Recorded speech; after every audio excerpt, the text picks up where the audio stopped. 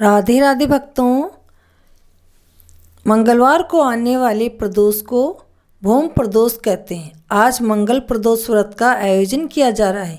इस भौम प्रदोष व्रत में भगवान शिव के साथ साथ हनुमान जी की भी आराधना की जाती है।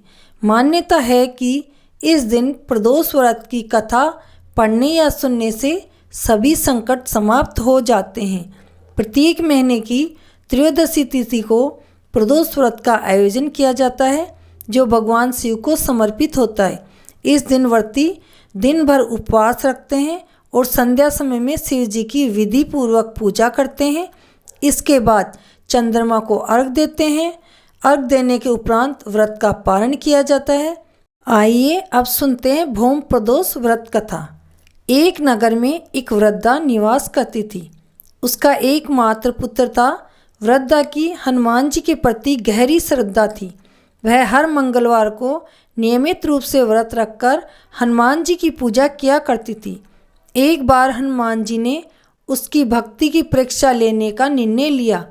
हनुमान जी साधु का रूप धारण करके वृद्धा के घर पहुँचे और पुकारने लगे, क्या कोई हनुमान भक्त है जो मेरी इच्छा पूरी कर सके? पुकार सुनकर वृद्धा बाहर आई और बोली, आपकी सेवा में हाजिर हूँ महाराज। हनुमान जी साधु के रूप में बोले, मैं भूखा हूँ, मुझे भोजन चाहिए, तुम थोड़ी जमीन लीप दो। वृद्धा इस पर विचार में पड़ गई। अंततः उसने हाथ जोड़कर कहा, महाराज, लीपने और मिट्टी खोदने के अलावा आप कोई और आज्ञा दे, मैं अवश्य पूरी करूँगी।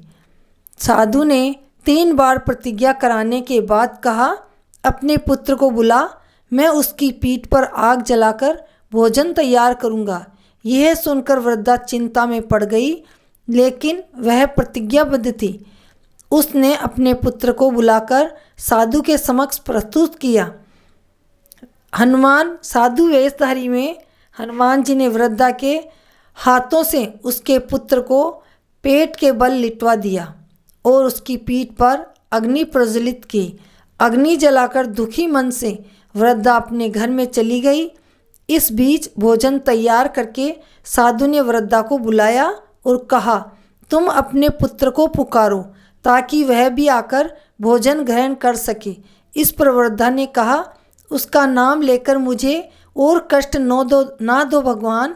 लेकिन जब साधु महाराज ने उसकी बात नहीं मानी तो वृद्धा ने अपने पुत्र को आवाज़ दी।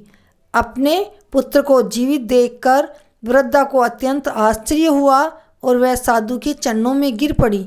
हनुमान जी ने अपने वास्तविक रूप में प्रकट होकर वृद्धा को आशीर्वाद दिया और वृद्धा को दर्शन दिया।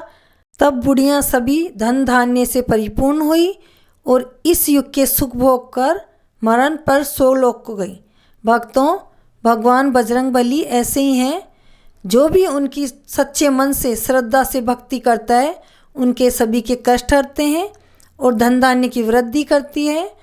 अनपुत्र को पुत्र देते हैं और सभी को कृपा दृष्टि बनाए रखते हैं। बोलो बजरंग बली की जय। भक्तों, आपको ये कथा कैसी लगी?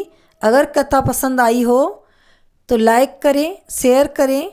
चैनल को सब्सक्राइब नहीं किया हो तो सब्सक्राइब जरूर करें। राधे राधे, जय श्री